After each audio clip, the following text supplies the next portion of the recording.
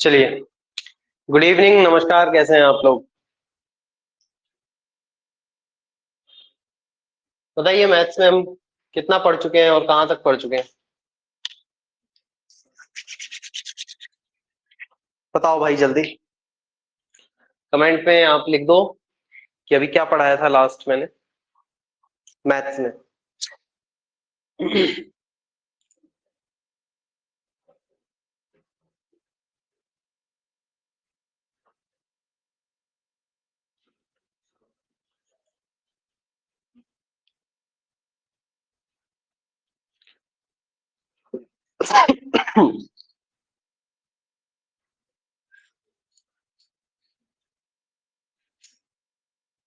देखो यहाँ पर,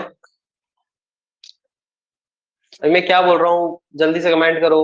बताओ कहाँ तक हो गया, क्या लास्ट कॉन्सेप्ट बताया था?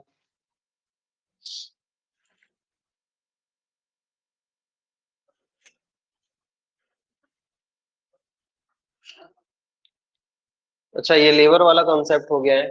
चलो ठीक। चलिए, देखिए यहाँ पर, अब मैं आपको यहाँ एक नया कॉन्सेप्ट बताता हूँ, टाइम एंड वर्क का ही अगला कॉन्सेप्ट।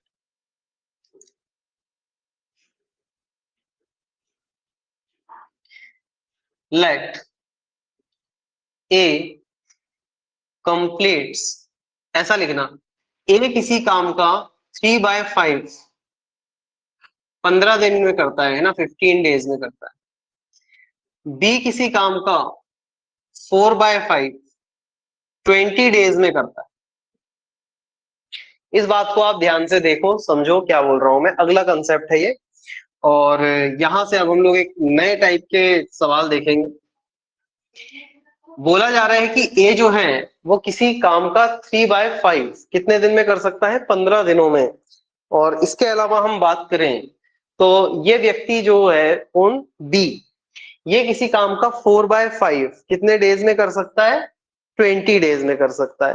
तो अब हमसे ऐसा पूछा जाएगा कि ये दोनों मिलकर अगर किसी काम को करें तो उस काम का 50% कितने दिन में कर देंगे? ये सवाल है ना? If they work together, if they work together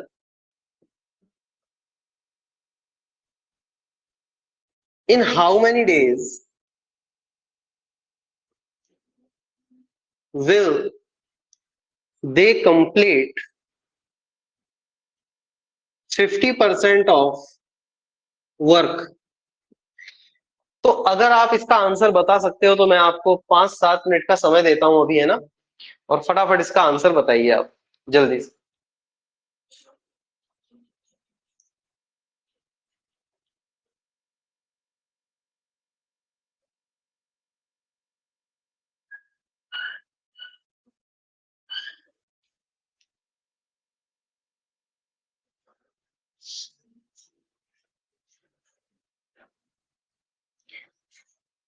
आज क्या बात है? एक दो तीन लोग दिखाई दे रहे हैं क्लास में मुझे।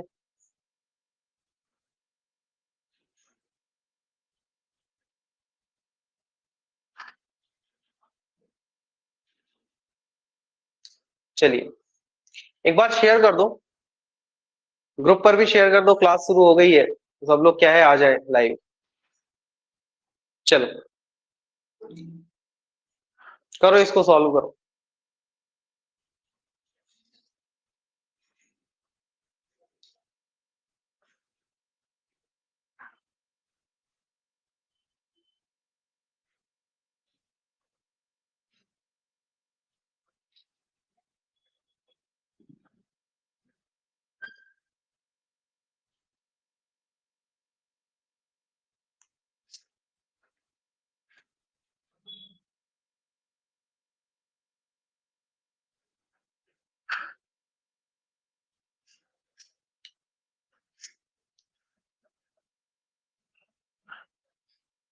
3 ही लोग हैं, बताओ जल्दी जल्दी। पलक है, आयुष है और छाया। जल्दी बताइए, इसका आंसर क्या हो जाएगा? सवाल आपको समझ में आया क्या? सवाल समझ में आया? मतलब ए किसी काम का 3/5 15 दिन में खत्म करता है, बी किसी काम का 4/5 कितने दिन में खत्म कर रहा है भाई, 20 दिन में खत्म कर रहा है। तो अगर दोनों साथ में काम करें तो दोनों मिलकर उस काम का 50% कितने दिन में खत्म कर देंगे, ये आपसे सवाल पूछा गया है ना। बात आ गई है समझ में? तो थोड़ा जल्दी आप कमेंट करके बताओ कि इसका आंसर क्या आ जाएगा।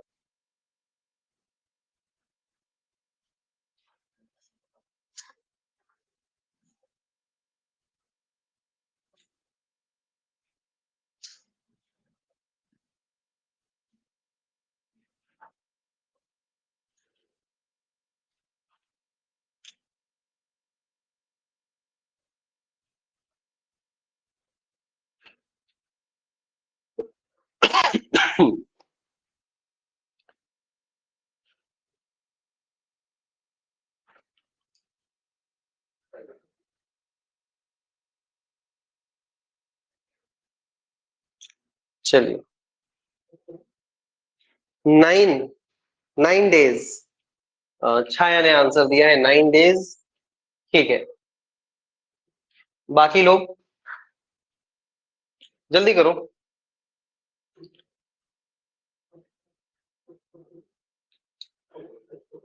चलो मैं बता देता हूँ, है ना। देखो यहाँ पर सॉल्यूशन पहले इसका, यहाँ यहाँ लिखता हूँ, है ना। यहाँ सॉल्यूशन देखो आप, और ये सॉल्यूशन को अच्छे से लिखना, फिर अगले सवाल अब बनना चाहिए आपसे बिल्कुल तरीके से। टाइम एंड वर्क हो गया आपका, परसेंटेज हो गया आपका, CISI इसके बाद आज हम लोग चालू करने वाले हैं। मैंने बहुत एनालिसिस करके जो अगला चैप्टर निकाला है वो CI एंड SI है ना। बहुत इंपॉर्टेंट चैप्टर है वो भी। उसके बाद एडवांस मैथमेटिक्स में मेंसुरेशन, 2D 3D बताऊंगा, ज्योमेट्री बताऊंगा। बहुत सारे 15 सवाल में से 12 सवाल इन्हीं चैप्टर से आने हैं आपके, ये समझ के चलो आप। फिर उसके बाद रीजनिंग को फटाफट खत्म करेंगे और फिजिक्स को खत्म करेंगे हम लोग। इस टाइप से 2 पार्ट में हम लोग चलाएंगे इसको। चलिए चले हम लोग, देखो यहाँ पर, अब देखना भाई सॉल्यूशन। यहां पर देखो आप, ए किसी काम का 3/5, ए जो है किसी काम का अगर 3/5 15 दिनों में करता है, 15 दिनों में करता है, तो 3/5 का मतलब समझते हो, काम का 3/5, तो काम को 1 यूनिट मान लो। काम को क्या मान लोगे आप, 1 यूनिट मान लोगे आप, और सॉल्यूशन को बहुत अच्छे से समझोगे। यहां देखो, किसी काम का अगर 3/5 15 दिन में हो रहा है, तो 3 से 15 5 बार, और 5 × 5 25, मतलब ये जो है वो पूरा काम 25 दिन में, 25 डेज में कर सकता है। आपको बात बिल्कुल समझ में आई होगी और आप बोलेंगे हाँ सर। ऐसे ही अगर हम बात करें बी, तो बी पूरा काम, अभी वो 4/5 काम तो कितने दिन में खत्म कर रहा है, 20 दिन में। तो पूरा काम कितने दिन में करेगा, तो 4/5 काम अगर वो 20 दिन में करता है, तो 4 से ये 5 बार। अच्छा, ये तो सेम ही हो रहा है क्या, 25-25 दिन में करते हैं। चलो बढ़िया है, 25 दिन में ये भी खत्म करता है ना, तो दोनों की एफिशिएंसी भी सेम आ जाएगी, अब तो कोई बात ही नहीं। तो 25 और 25 का एलसीएम भी क्या आ जाएगा, 25। देखना, है ना, ध्यान से देखना। ए और बी, ए किसी काम को 25 दिन में करता है और बी भी किसी काम को 25 दिन में ही करते हैं। दोनों मिलकर के अगर काम करें तो 25 यूनिट काम करेंगे, तो दोनों की एफिशिएंसी 1-1 यूनिट हो गई। 1 यूनिट काम ए कर रहा है और 1 यूनिट काम बी कर रहा है, मतलब दोनों सेम ही वर्क कर रहे हैं। अच्छा सर, ये भी आ गया समझ में। अब वो पूछ रहा है कि इन how many days will they complete 50% of work. अगर टोटल काम 25 यूनिट है तो उसका आधा कितना हो जाएगा जी, तो आप बोलेंगे सर 12.5 यूनिट काम, है ना। 12.5 यूनिट काम किस एफिशिएंसी से करना है, 2 की एफिशिएंसी से करना है। तो इसको 2 से डिवाइड कर दो, तो यहाँ पर कितना आ जाएगा, इसको हटाओ यहां से, है ना, तो यहाँ आ जाएगा 0। ये 2 से 10 बार, और ये 2 से 6 बार, ये 2 से 4 बार, और यहाँ बचेगा क्या, 5, 64.25 आ जाएगा क्या। 1 मिनट, है ना, 2 से ये 6 बार चला जाएगा,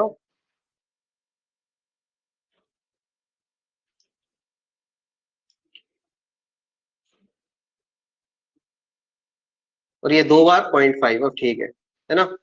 और यहाँ पर क्या रहेगा, 10। तो 6.25 आ जाएगा, 6.25 डेज इसका आंसर है। क्या बात आपको समझ में आ गई है, देखना ध्यान से, है ना। इसको नोट कर लो, कितने दिन में दोनों मिलकर के 50% काम खत्म कर देंगे? तो 6.25 डेज में खत्म कर देंगे। बताइए, कोई डाउट है इसमें? लास्ट स्टेप एक बार और बता देते हैं, बिल्कुल बताते हैं। देखिए यहाँ पर, कहाँ से, यहाँ से बताना है क्या? चलो मैं अच्छा पूरा ही बता देता हूँ, देखो ध्यान से। यहाँ पर क्या था, ए जो है किसी काम का 3/5 15 दिन में कर रहा था, तो पूरा काम कितने दिन में करेगा? 25 दिन में, है ना। इसको सॉल्व करने का तरीका क्या है? 3/5 काम तो वो 15 दिन में कर रहा, 3 से 5, 5 बार, तो 5 × 5 25, तो 1 यूनिट यानी कि पूरा काम कितने दिन में हो जाएगा? 25 दिन में। ऐसे निकाल लेते हैं, ध्यान रखना, 1 यूनिट को काम मान लेते हैं ऐसा। फिर हमने क्या किया, 25 25 आया, ए 25 बी 25, 25 एलसीएम 1 1 आ गया। अब क्या कह रहे हैं यहाँ पर कि भाई किसी काम का 50% हिस्सा, तो टोटल वर्क है कितना मेरे पास? 25 यूनिट का। इस बात को ध्यान से सब लोग समझेंगे। टोटल काम मेरे पास कितना है? 25 यूनिट, लेकिन कितना काम करवाना है? 50%। 50% की फ्रैक्शन वैल्यू कितनी होती है? 1/2, यानी कि काम कितना हो गया? 12.5 यूनिट हो गया।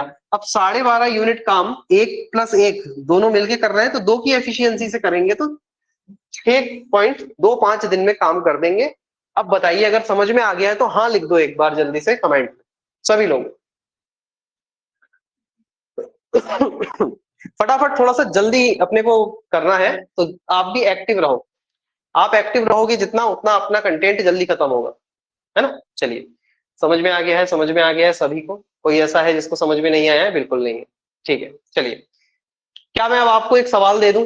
हाँ, ठीक है भाई, है ना। दीक्षा, पलक, छाया, वान्या, आयुष, ठीक है।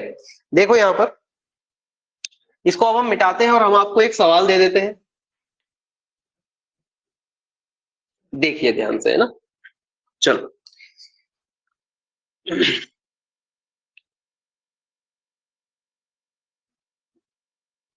देखो मैं थोड़े थोड़े से चीजें चेंज कर रहा हूं ना। ए किसी काम को 3/5 15 दिन में करता है, बी किसी काम का 4/3 24 दिन में करता है। ये मैंने दे दिया आपको। इसके अलावा, हम बात करें तो, if they work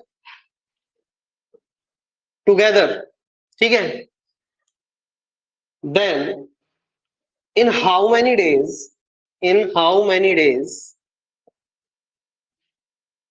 they will complete, they will complete 60% of work. इसका आंसर कमेंट कर दो जरा, और 30 सेकंड में बता दीजिए जल्दी से आप लोग।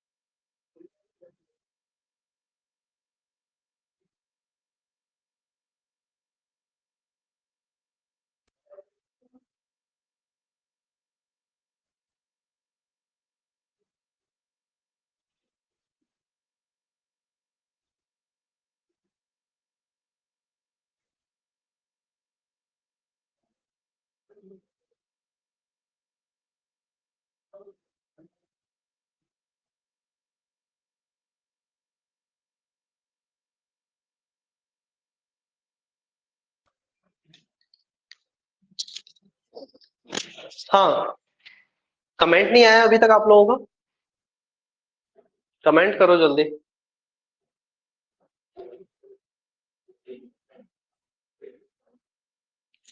जल्दी कमेंट करिए।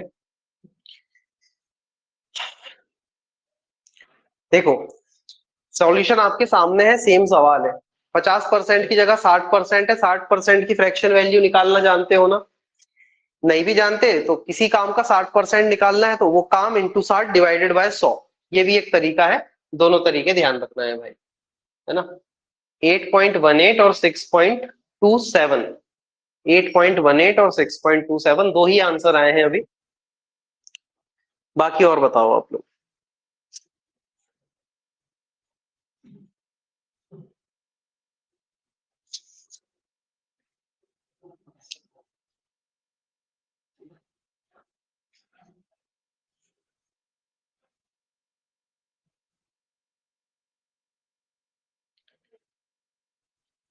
अ, जिनने आंसर दिया एक बार रीचेक कर लो आप लोग, डाटा से एक बार रीचेक कर लो अपनी कैलकुलेशन। चलो देखो,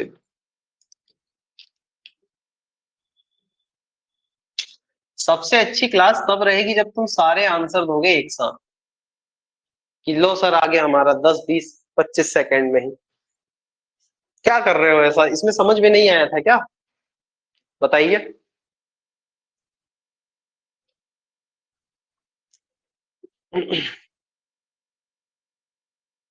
मैं फिर से बताऊं, समझाऊं?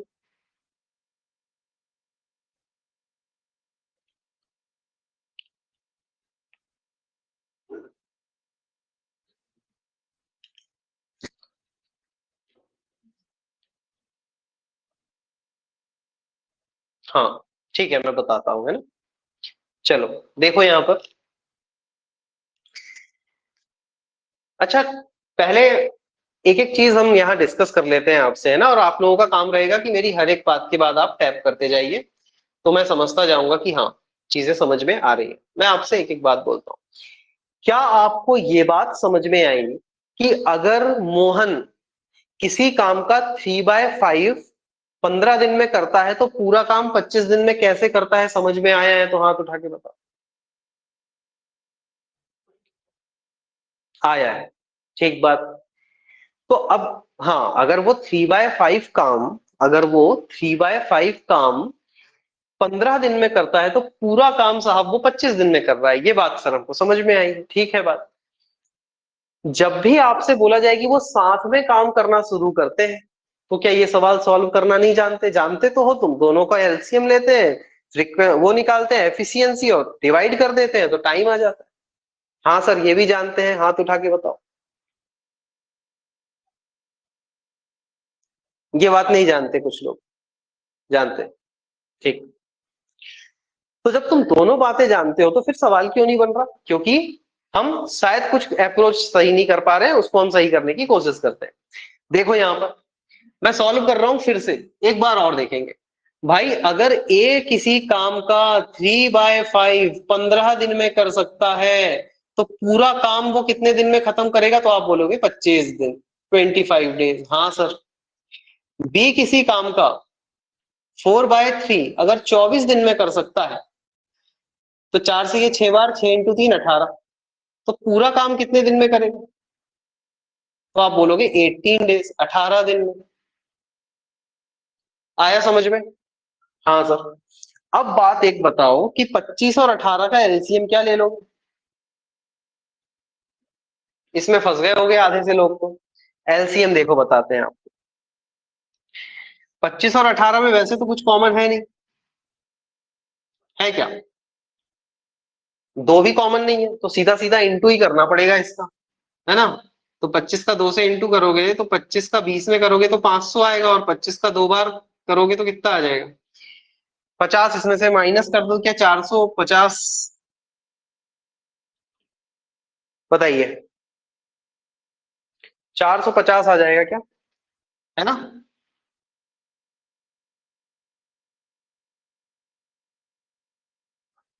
बिल्कुल सही है, 450 इसका एलसीएम आ गया। अब 25 से इसको डिवाइड करो तो 25 से एक बार बचेगा 20, 208 बार, 18 बार ये चला जाएगा और 25 बार ये चला जाएगा। तो देखो यहाँ पर ये कहानी बन गई, ठीक है सर। अब हुआ ये कि इसकी एफिशिएंसी 18 है, इसकी एफिशिएंसी 25 है, लेकिन काम अपने को कितना कराना है? 450 का 60%। तो 60% निकाल लो इसका जरा। दो जीरो से दो जीरो कैंसिल, 45 इंटू 6, देखो 2 बार करोगे तो 90, 9 या 27, 270 आ रहा है। 270 यूनिट काम करवाना है इनसे अपने को, है ना, 60% काम करवाना है, 270 हो गया यहाँ पर। अब 270 यूनिट काम करना है और दोनों मिलकर करेंगे तो किस एफिशिएंसी से होगा? 25 प्लस 18 मतलब 43 होगा क्या? 25 प्लस 18 43। तो 43 से ये कितने टाइम्स चला जाएगा? 43 से 6 बार चला जाएगा क्या ये?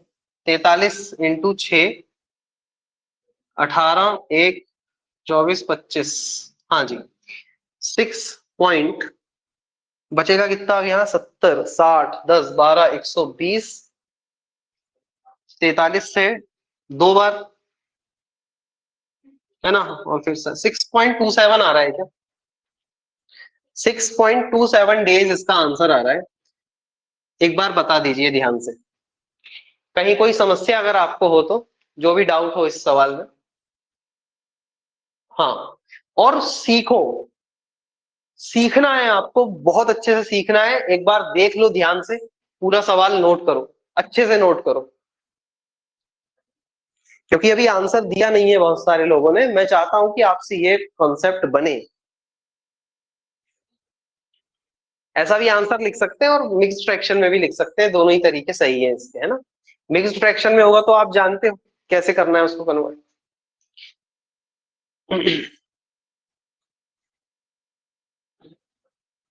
एलसीएम के बाद एक बार और बता दें, बता दीजिए, हाँ बता देंगे। देखो यहाँ पर एलसीएम लिया हमने, उसके बाद ये सवाल पढ़ना है अपने को, है ना। देखो सवाल में क्या लिखा है, इसको पढ़ो ध्यान से। इन how many days they will complete 60% of work. क्या ये लाइन आपको क्लियर है? ये टोटल काम है, 100% काम कितना है? 450। तो 60% काम कितने दिन में? तो पहले 60% काम है कितना ये निकालना पड़ेगा। तो 270 यूनिट टोटल काम का 60% है। अब 60% काम, तो ए जो है वो 18 यूनिट काम कर देता है एक दिन में, और बी जो है वो 25 यूनिट कर देता है, तो दोनों मिलके 43 यूनिट एक दिन में करेंगे। तो 270 यूनिट काम कितने दिन में कर देंगे? 6.27 डेज में। समझ में आया तो हाँ लिख दो, नहीं समझ में आया तो रिपीट लिख दो, मैं रिपीट करूंगा 50 बार जब तक समझ में नहीं आता आप। बाकी लोग भी बताओ जल्दी से, क्या बात क्लियर है क्या? बात क्लियर है कि नहीं? है।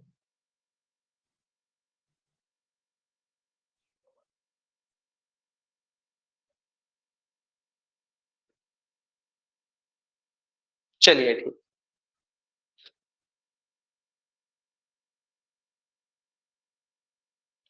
ठीक है भाई, ठीक है। देखो यहाँ पर मिटाते हैं इसको, अगले सवाल पर चलते हैं, मिटा दे। अब मैं आपको ना कुछ प्रीवियस ईयर क्वेश्चंस देता हूं इस कंसेप्ट, है ना। तो मैं यहाँ से बोलना शुरू करता हूँ, आप लिखना शुरू करें और फिर हम आंसर पर डिस्कशन करेंगे। लिखो भाई।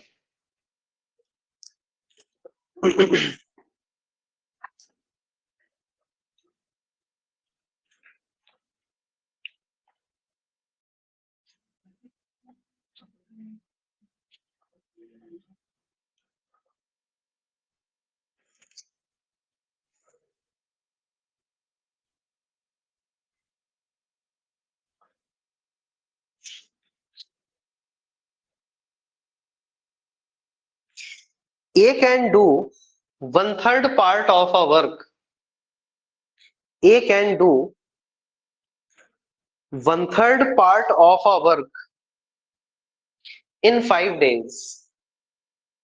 In 5 days, and B can do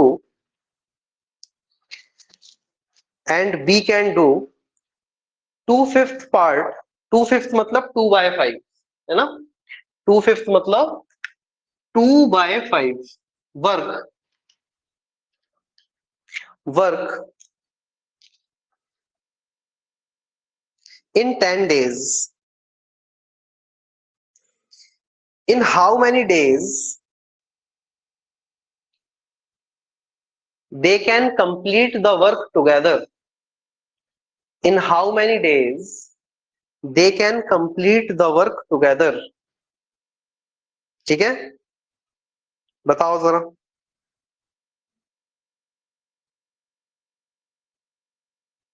सबका आंसर आना चाहिए।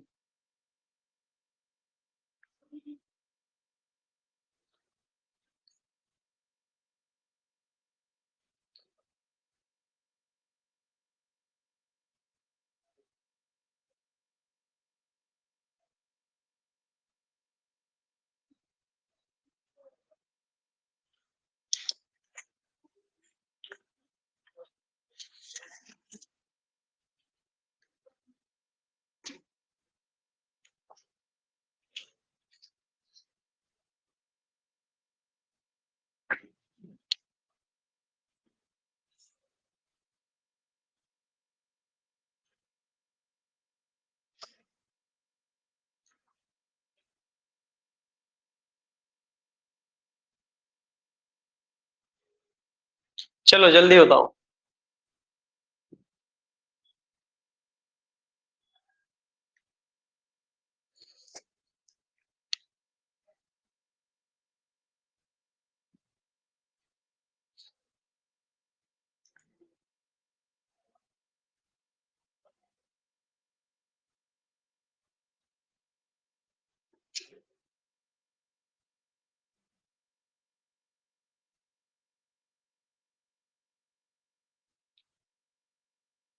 9.3, 7.8, 9.3, 9.3, 9.3।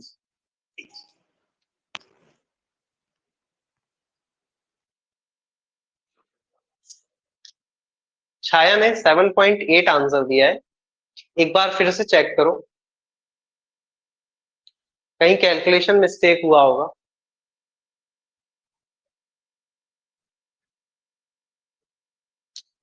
9.3, 9.37। हाँ भाई सही है, 9.3 सही है।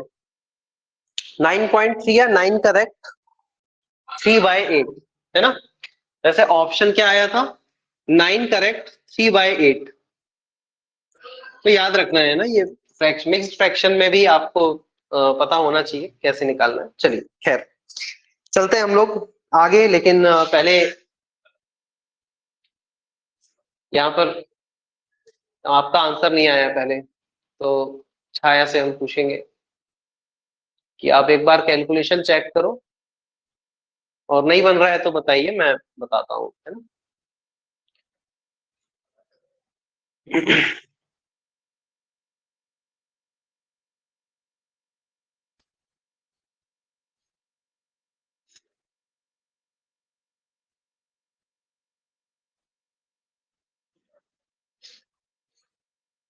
चलो देख ही लो सॉल्यूशन। देखो यहाँ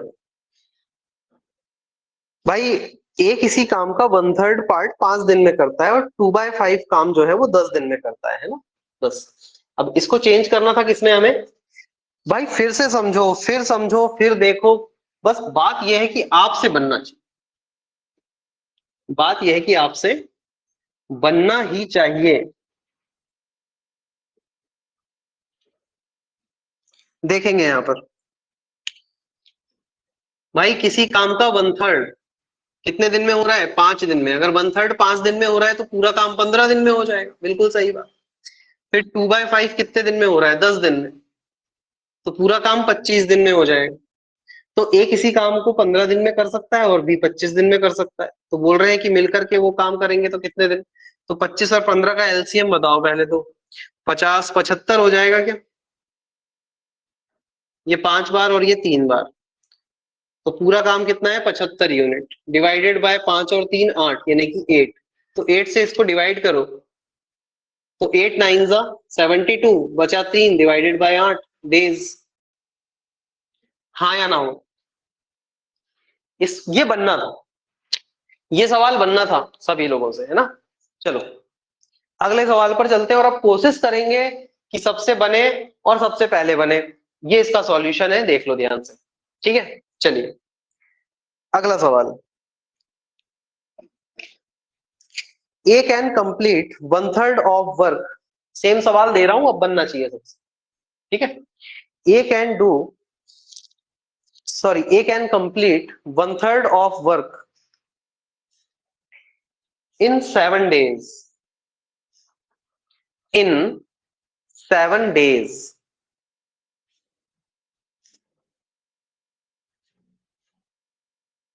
7 days, and B can complete 2/7 work, and B can complete 2/7 work, 2/7 work in 10 days. In how many days they together complete the work? In how many days they together complete the work? Estimate the answer in mixed fraction, अब ये लिख करके दिया है इसमें, estimate the answer in mixed fraction. Mixed fraction जानते हो ना, 8 से ये 75 9 बार बचा कितना 3, तो 3/8 यहाँ सिंपल होता है, इसमें कोई कैलकुलेशन नहीं होती।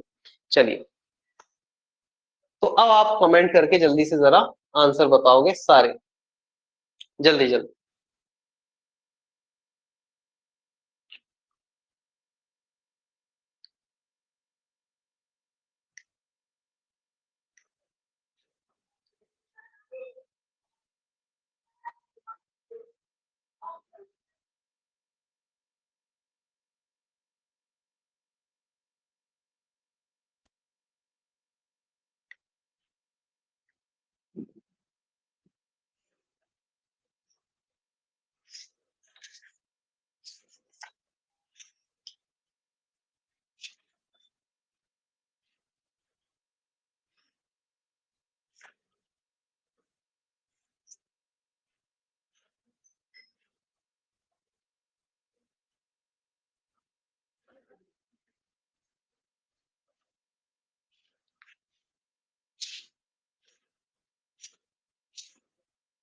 Thirteen correct, 1/8।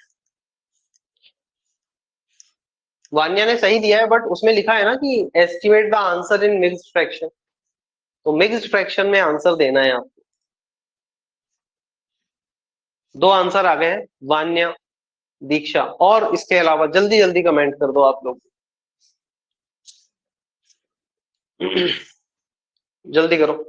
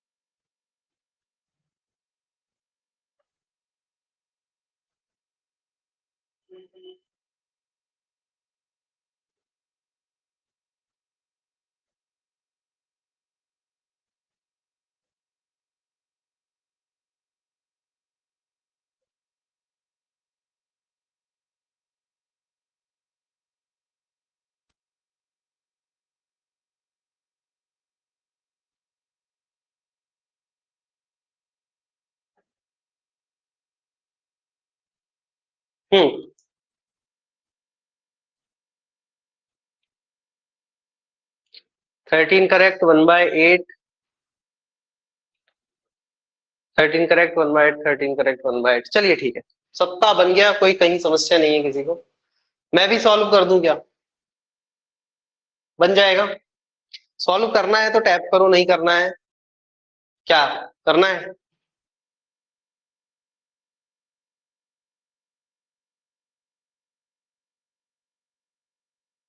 चलो देखो इधर, भाई किसी काम का 1/3 7 दिन में हो रहा है, और 2/7 10 दिन में हो रहा है। 1/3 कितने दिन में हो रहा है? 7 days में, तो 21 दिन में काम खत्म हो जाएगा, बिल्कुल सही है। फिर 2/7 काम हो रहा है 10 दिन में, तो 35 दिन में खत्म हो जाएगा। 35 और 21 आ गया यहाँ पर, भाई यहाँ तो 21 आ गया, यहाँ 35 आ गया। एलसीएम क्या आ जाएगा दोनों का? 21, 42 और इधर से देखो 70 में 7 आ जाएगा, 70 21 210 आ जाएगा, है ना? 210। अब 21 से 210 तो 10 बार, और 35 से कितनी बार? तो देखना, 35 दूनी 70, 7 21 6 बार। 35 इंटू 6 होता है क्या? 6 पंचे 30, 3 18 19 20 21, ठीक है, 6 बार। तो पूरा काम कितने दिन में खत्म होगा? तो 210 डिवाइडेड बाय 10 और 6 16। तो 16 से इसको निपटाओ, या 2 से निपटा लो पहले। 2 से ये 8 बार, और 2 से ये 1 बार, 0 बार, 5 बार। अब इसको हटाओ, 8 1 8, और यहां से बचेगा 2, तो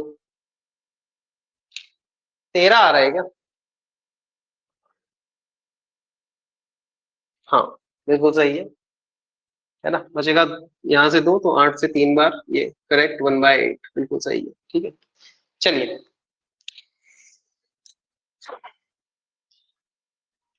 105/8 13 करेक्ट 1/8। कहीं कोई समस्या है तो बताओ। एलसीएम 105, हाँ 210 भी कोई दिक्कत नहीं है, उससे कोई समस्या नहीं। 210 लेके भी कर सकते हैं, आंसर वही आएगा। एलसीएम ले लो, या एलसीएम का कोई इजी मल्टीपल ले लो। चलिए आगे बढ़े अपन। एक सवाल और देते हैं आपको। अब थोड़ा सा चेंज कर दूं क्या? पहले तुम लोग ये बताओ कि ये वाला कॉन्सेप्ट कितने लोगों से अब बनने लगा? जल्दी जल्दी हाथ उठा करके, कितने लोगों से ये कॉन्सेप्ट बनने लगा? पक्का? गलत तो नहीं होगा? ठीक है, तो अब मैं थोड़ा सा सवाल चेंज करता हूं, सवाल बदलता हूं। हाँ, सवाल बदलता हूं, चेंज करता हूं, और अब देखते हैं पहले आंसर कौन देता है। लिखिए भाई, A can do a work in 2 hours। A can do a work in 2 hours।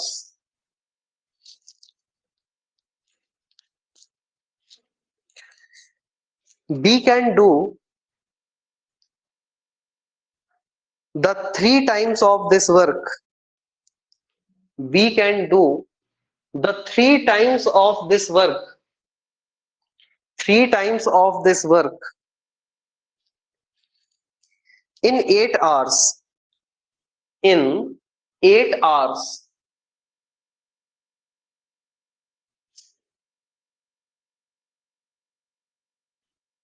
हाँ, रिपीट कर देता हूं मैं।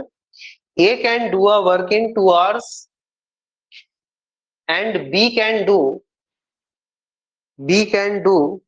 the 3 times of this work. B can do the 3 times of this work in 8 hours,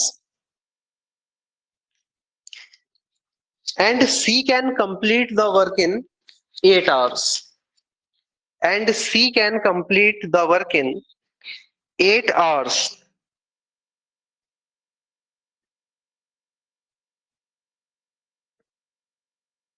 Eight hours.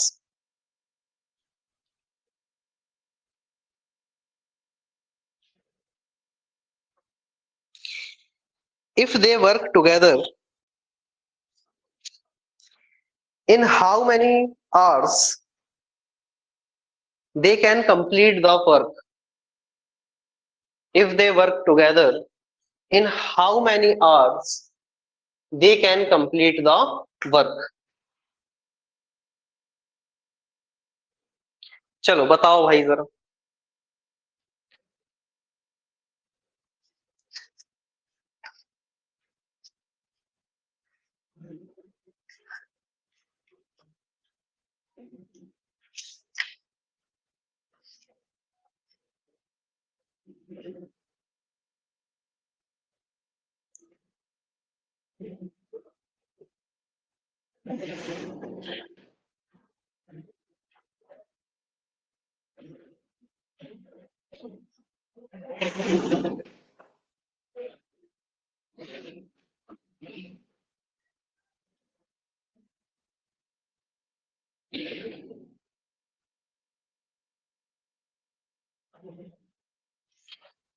Comment नहीं आया।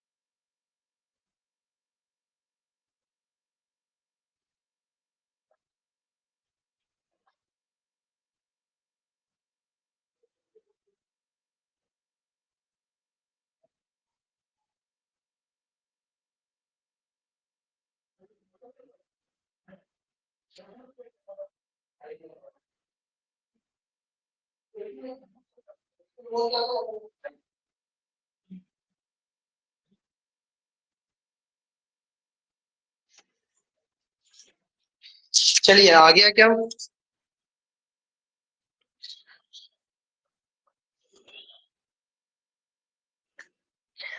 1 our, एक ही comment आया है अभी। 1 आवर।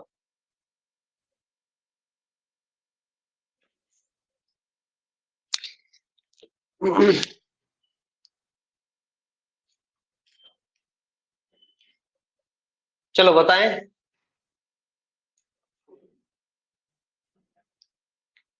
देखो यहाँ पर बताया जाए है ना। चलो पढ़ लो एक बार आप लोग। इसमें 3 कैरेक्टर हैं। कितने कैरेक्टर हैं इसमें? 3 कैरेक्टर हैं। पहला कैरेक्टर कौन है? फर्स्ट कैरेक्टर है ए, जो किसी काम को कितने दिन में कर सकता है? 2 आवर्स। तो फटाफट हम नोट करते हैं। सॉल्यूशन देखो ध्यान से।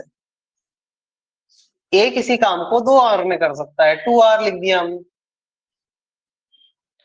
ठीक है, फिर हम आए आगे, और बी उस काम का 3 गुना 8 आवर में कर सकता है। बी जो है वो अगर 3 गुना 8 आवर में कर सकता है, तो उस काम को क्या 8/3 आवर्स में कंप्लीट करेगा? तो आप बोलेंगे हाँ सर। फिर इसके अलावा हम बात करें तो सी उस काम को 8 घंटे में कंप्लीट कर सकता है, 8 आवर्स। तीनों का एलसीएम लो तो क्या आ जाएगा? 8 और 8 और 2, इसका एलसीएम कितना आ जाएगा? 8 ही आ जाएगा। कितना आ जाएगा? 8 ही आ जाएगा। अब यहां से देखो डिवाइड कैसे करना है। अब इसको सॉल्व करने का तरीका देखो पहले, इसको सॉल्व करने का तरीका देखो पहले, कैसे इसको सॉल्व किया जाएगा। तो यहां पर क्या होगा, पहले 8 को 2 से डिवाइड करोगे तो 4 आ जाएगा, 8 को 8 से डिवाइड करोगे तो 1 आएगा, लेकिन 3 से इंटू कर दोगे तो 3 1 जा 3, और यहाँ 8 से 8 कैंसिल तो 1। क्या आपको समझ में आया कि 4 3 और 1 कैसे आ गए? समझ में आया है तो बताना है।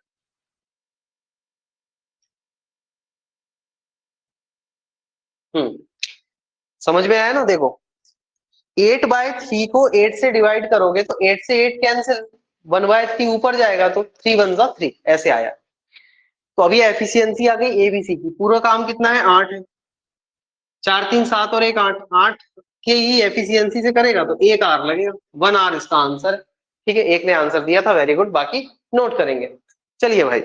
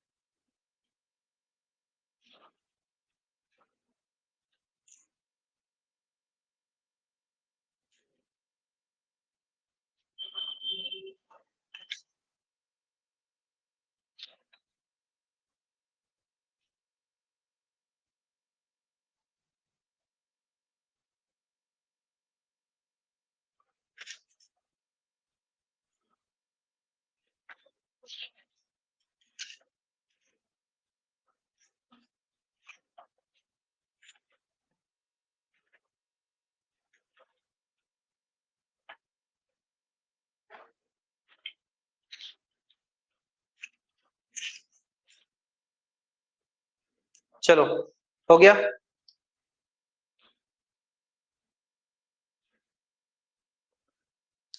सर एलसीएम 8 कैसे आया?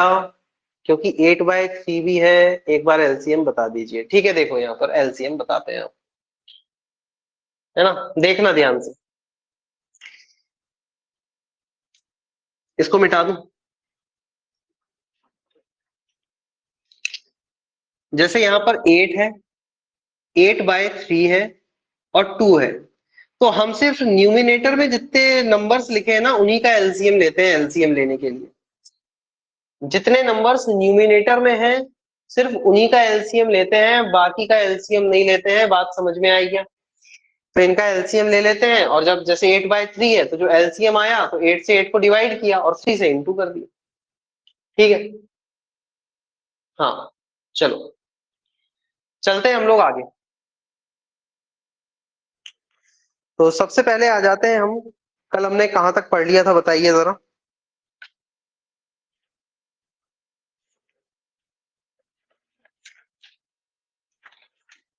आज मैं आपको वैसे बहुत सारा होमवर्क होमवर्क देने वाला हूँ, है ना? बहुत सारी चीजें बताने वाला हूँ आज। पहले हम कल वाला वो पार्ट खत्म कर लेते हैं फटाफट, जल्दी जल्दी। तो कमेंट करके बता दो एक बार जल्दी से, और उसके बाद 2 मिनट में हम लोग क्लास शुरू करते हैं ना। कल का एक बार रिवाइज कर लेना, थोड़ा सा 2 मिनट आप देखो, और कमेंट में मुझे बता दो कि कहाँ तक हो गया है।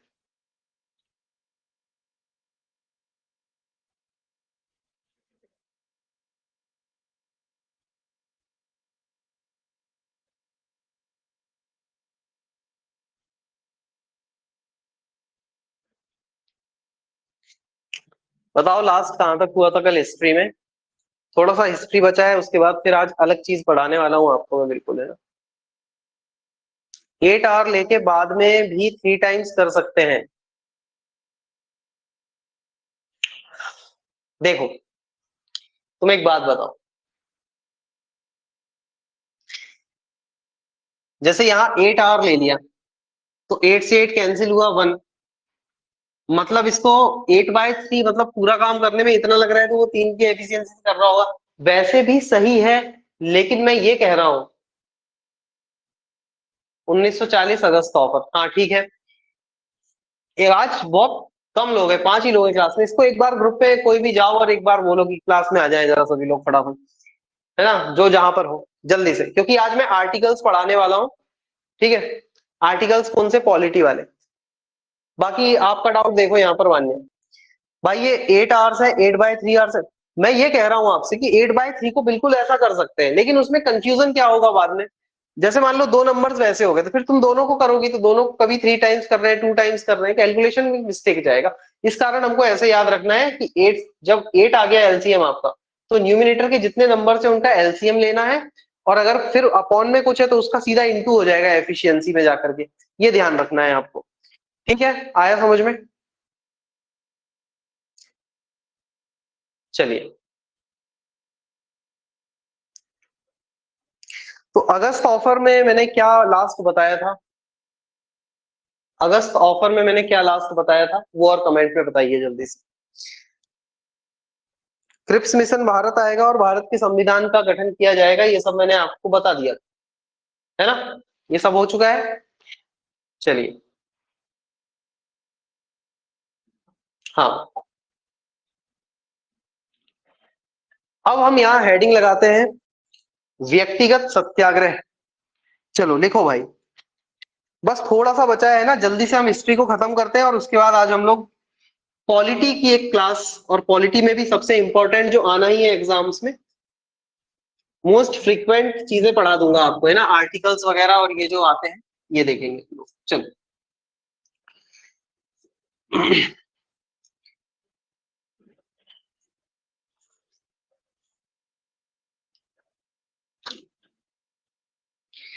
देखना यहाँ पर हेडिंग लगाएंगे व्यक्तिगत सत्याग्रह। सत्याग्रह तो ये कब किया गया था, 1941 में, 1940-41 में व्यक्तिगत सत्याग्रह किया गया था भैया, है ना। चलिए, है ना, फिर आगे बढ़ते हैं अपन। व्यक्तिगत सत्याग्रह जो है किसने किया था, तो बाय महात्मा गांधी, MKG, मोहनदास करमचंद गांधी। इसके अलावा बात करें तो कहां पर किया था, प्लेस, तो प्लेस था पावनार। पावनार, पावनार कहां पर है, आंध्र प्रदेश में, आंध्र प्रदेश में।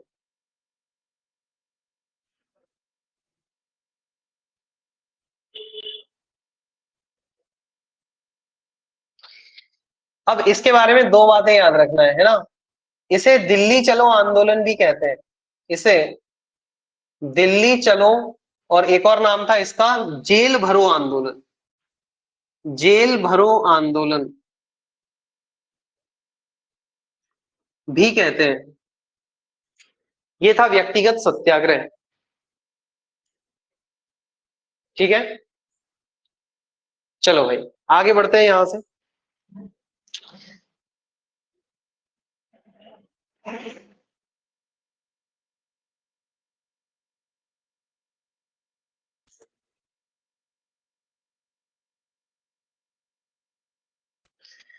इसके बाद आ जाते हैं demand of Pakistan. Demand of Pakistan लिखो, पाकिस्तान की डिमांड रखी गई फिर यहां पर, तो किसने रखी थी, इनका नाम था मोहम्मद अली जिन्ना, मोहम्मद अली जिन्ना। कब रखी गई थी, 1940 में, 1940 में।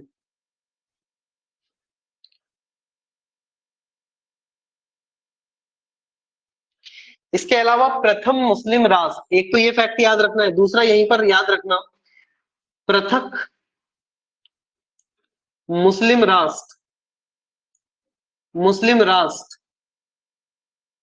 की पहली बार मांग किसने की थी, पहली बार डिमांड।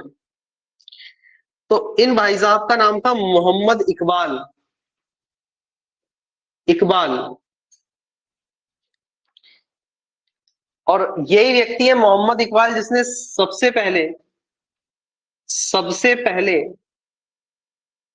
इंकलाब शब्द है ना, इंकलाब शब्द का प्रयोग किया। शब्द का प्रयोग लिखते जाएंगे फटाफट। इनका नाम था मोहम्मद इकबाल। तो पहले सबसे पहले मुस्लिम राष्ट्र बनाने की मांग इन्होंने की थी। ठीक है, चलते हैं आगे हम लोग।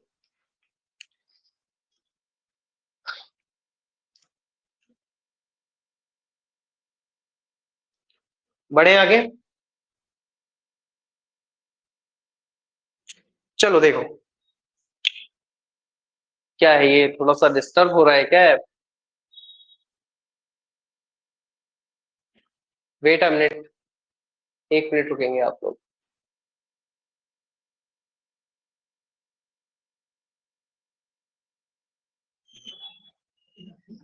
चलिए देखें यहां पर आगे।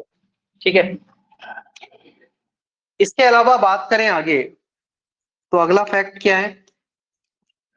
पाकिस्तान नाम किसने दिया है ना, पाकिस्तान का नाम पाकिस्तान किसने रखा?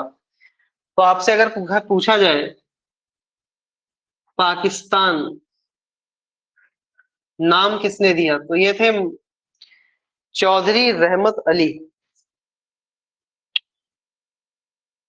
चौधरी रहमत अली,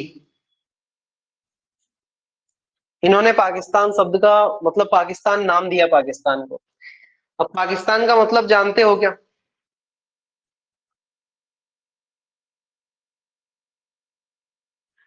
चलो बताता हूं आपको। पाकिस्तान जो शब्द दिया गया था उसमें कितने प्रांत थे, है ना, तो उसके नाम में ही उसके प्रांतों का नाम छुपा हुआ है।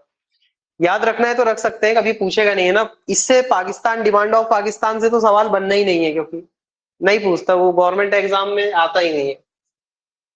चलो देखो इधर, ये सिर्फ नॉलेज के लिए है, बाकी ये जेल भरो आंदोलन ये सब आपको याद रखना है, कब हुआ था क्या हुआ। तो ठीक है, चलो छोड़ दें क्या, या बता देते हैं? चलो देखो यहाँ पाक, है ना,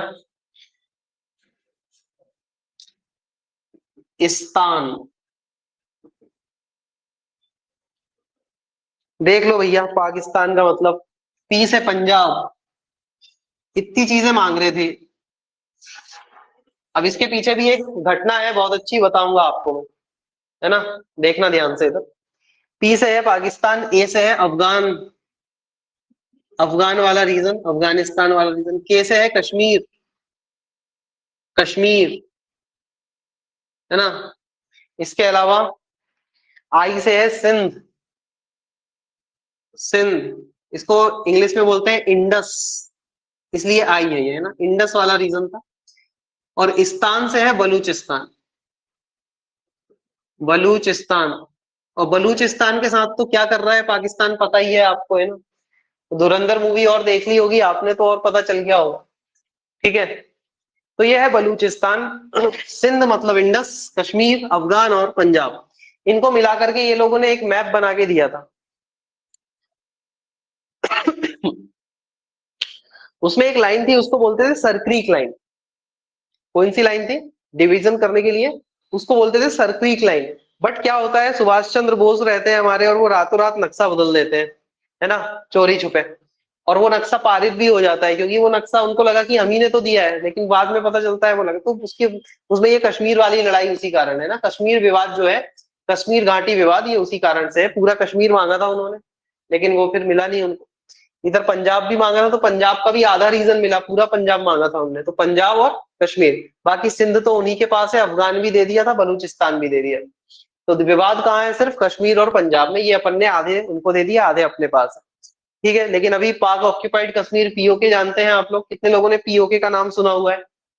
हाथ उठाओ जल्दी। हाँ, पीओके नाम जानते हैं ना, पाक ऑक्यूपाइड कश्मीर। तो अब उसकी भी कहानी हम बताएंगे, जब 1971 वाला युद्ध आपको समझाएंगे हम, तो भी पीओके बताएंगे, 65 वाला युद्ध भी बताएंगे, चीन वाला, 62 वाला भी बताएंगे। ठीक है, 62 में चीन से हुआ था, फिर पाकिस्तान से दो युद्ध हुए हमारे। चलो देखो यहाँ पर, मिटाएं इसको, चलते हैं आगे। आज बस जल्दी से भारत को आजाद करना है कैसे भी। बहुत हो गया। अरे हाँ यार। चलिए, इसके बाद आता है क्या, क्रिप्स मिशन। हेडिंग लगाइए, क्रिप्स मिशन। ये आया था 1942 में, 1942।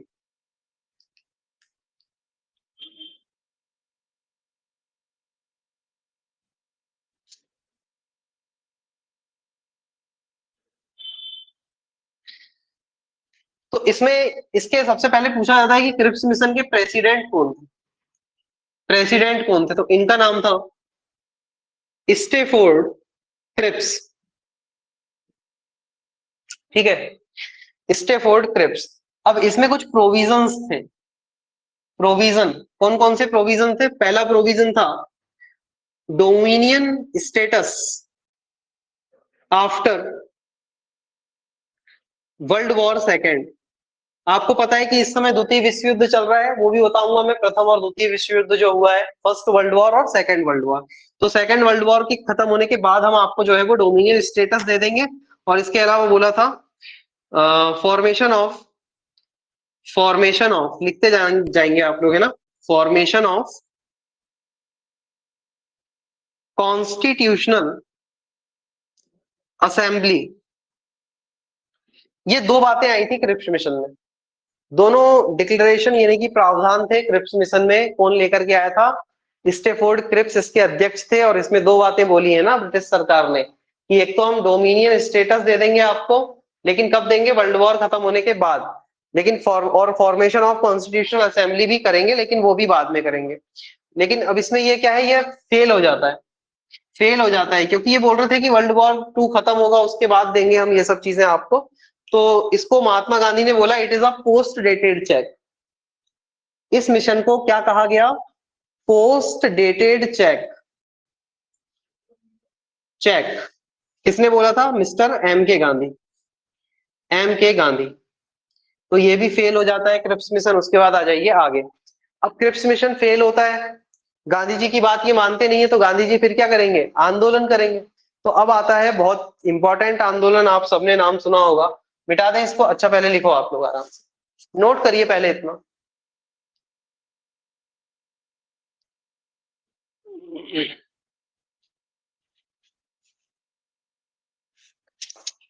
ऐसा होता है।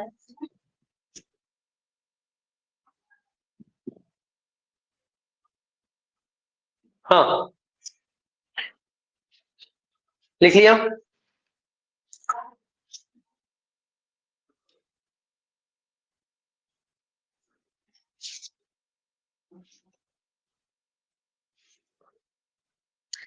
इसके बाद जो आंदोलन शुरू होता है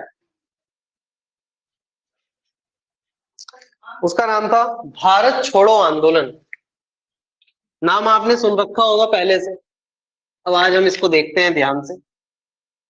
भारत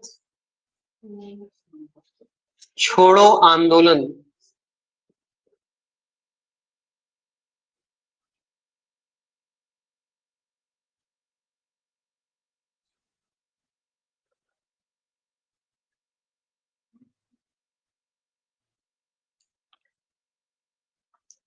अब ये कब शुरू हुआ था, तो इसकी तो डेट भी आपको याद रखना है ना, ये कब स्टार्ट हुआ।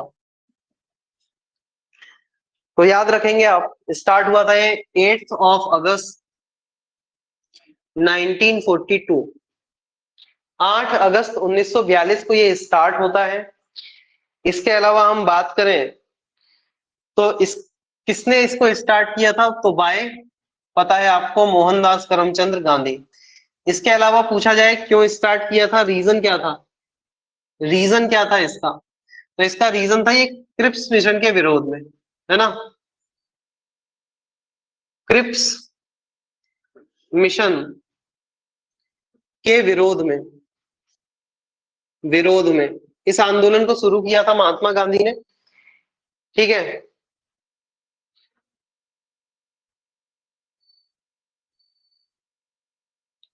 कहां से शुरू हुआ था ये, तो प्लेस, तो इसमें दो प्लेस याद रखना है, एक तो बंबई और दूसरा ग्वालियर।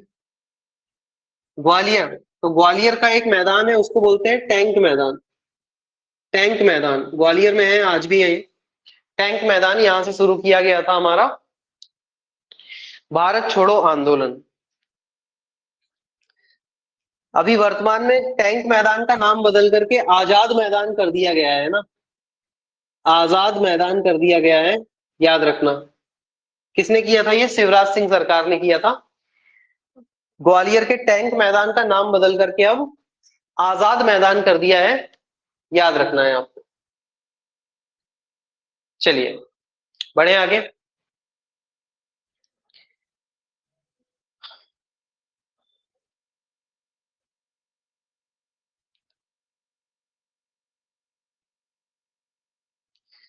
अब इसका प्रस्ताव कब आया था पूछा जाता है ना, प्रस्ताव कहाँ रखा गया था? तो ये वर्धा में रखा था इन्होंने। वर्धा में कब रखा था? महात्मा गांधी ने जुलाई 1942 में। इसलिए इसको वर्धा प्रस्ताव भी कहते हैं। वर्धा प्रस्ताव के अंतर्गत ये जो है, वर्धा कहाँ पर है? महाराष्ट्र में, आपको याद रखना है। लेकिन फिर क्या होता है, 8 अगस्त 1942 को ये शुरू होता है, और 9 अगस्त को अंग्रेजी सरकार ने एक ऑपरेशन चलाया, उसको बोलते थे ऑपरेशन, ऑपरेशन जीरो आर। बहुत इंपॉर्टेंट है ये, याद रखना है। ऑपरेशन ऑपरेशन जीरो आर चलाया था किसने? ब्रिटिश सरकार ने।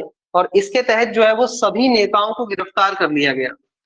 सभी नेताओं को गिरफ्तार। भारत छोड़ो आंदोलन जैसे ही इन्होंने 8 अगस्त को शुरू किया, तो 9 अगस्त को ब्रिटिश सरकार ने क्या शुरू कर दिया था? Zero R, operation zero R शुरू कर दिया था। और उसके तहत जो है इनको क्या कर लिया गया? गिरफ्तार कर लिया गया। लेकिन जैसे ही नेताओं की गिरफ्तारी होती है, तो ये एक ऐसा आंदोलन था जो बहुत ज्यादा फैला है ना। एकमात्र ऐसा आंदोलन था जो सबसे ज्यादा फैला गांधी जी का, इतना ज्यादा स्प्रेड हो गया था ये कि बहुत बड़े विवाद की स्थिति बन गई थी पूरे देश में, है ना। भारत छोड़ो आंदोलन बहुत बड़ा आंदोलन हुआ था ये। और इस आंदोलन का क्या है?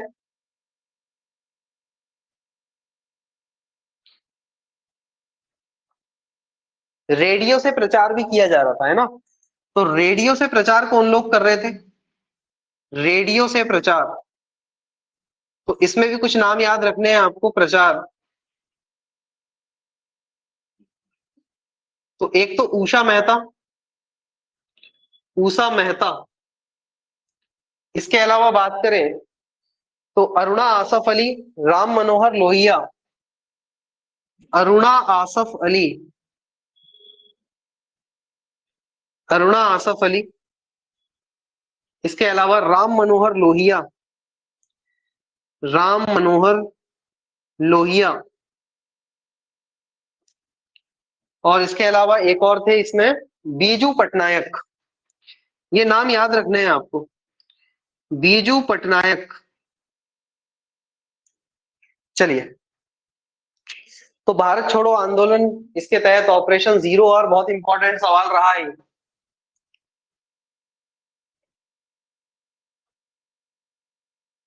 प्लेस क्या है? प्लेस बंबई, मुंबई।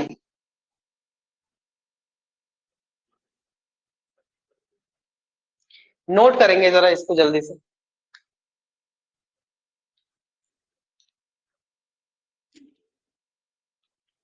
तो भारत छोड़ो आंदोलन 8 अगस्त 1942 को शुरू हुआ। किसने शुरू किया था? महात्मा गांधी ने। कारण क्या था? क्रिप्स मिशन के विरोध में शुरू किया गया था।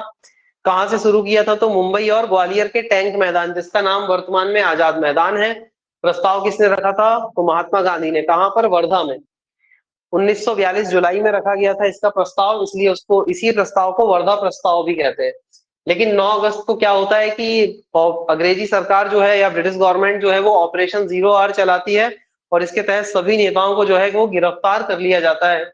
और फिर रेडियो से प्रचार करने में ये लोग इसमें बहुत सार्थक और बहुत ज्यादा इफेक्टिव भूमिका निभाई थी इन लोगों ने, याद रखना है।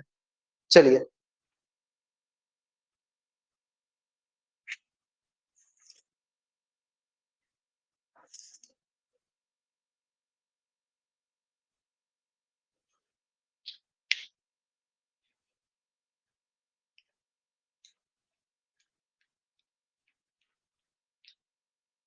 चले बड़े आगे, क्या मिटा दें इसको? लिख लिया होगा आप सभी ने।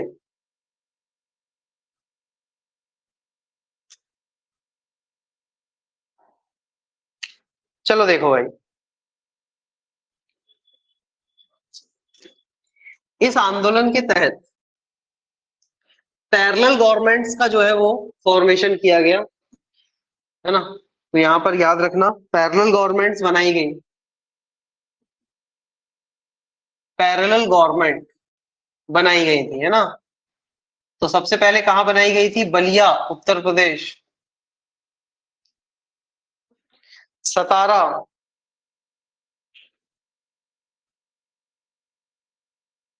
सतारा और मेदिनीपुर, मेदिनीपुर। मेदिनीपुर कहाँ है? वेस्ट बंगाल में, वेस्ट बंगाल में है। सतारा महाराष्ट्र में। यहाँ पर क्या है? समांतर सरकार है, सरकार के सामने एक और सरकार गठित कर ली गई थी, बोले तुम अपनी सरकार चला रहे हो, हम अपनी सरकार चलाएंगे, ठीक है। यहां पर ही गांधी जी ने एक नारा दिया, नारा बाय महात्मा गांधी। कौन सा नारा दिया था? नारा, स्लोगन बाय मिस्टर गांधी। तो कौन सा स्लोगन दिया गया था? ध्यान से लिख लेना, करो या मरो का नारा। बहुत बार पूछा गया सवाल है, करो या मरो का नारा भारत छोड़ो आंदोलन के दौरान महात्मा गांधी ने दिया। इसके अलावा भारत छोड़ो ये वाला नारा भी याद रखना है आपको, क्विट इंडिया, भारत छोड़ो, ये मैं पहले बता चुका हूं वैसे। इसको लिखा किसने था? तो यूसुफ मेहजर अली। लिखा किसने था? यूसुफ मेहर अली या मेहजर अली। और प्रमोट किसने किया था? Promoted by mister Gandhi. ये हो गया आपका भारत छोड़ो आंदोलन, नोट करेंगे।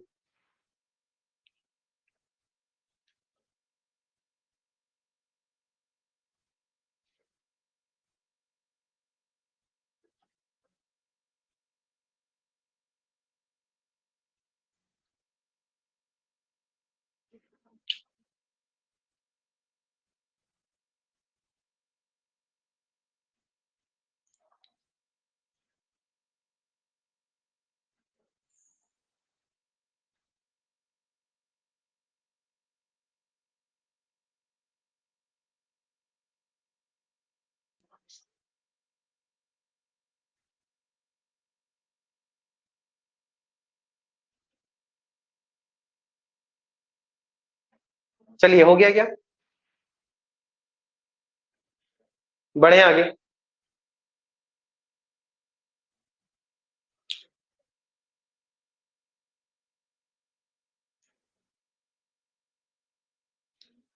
इसके बाद यहां से याद रखना है वेवेल योजना, मिटाते हैं इसको।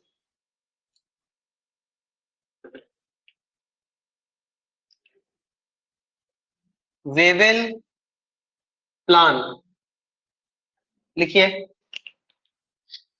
वेवेल प्लान ये 4 जून 1945 को बनाया गया, 4 ऑफ जून 1945, 1945।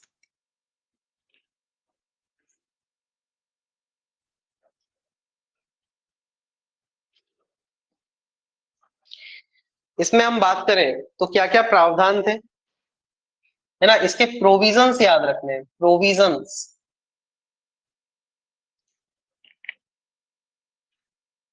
तो फर्स्ट प्रोविजन लिखो यहां पर,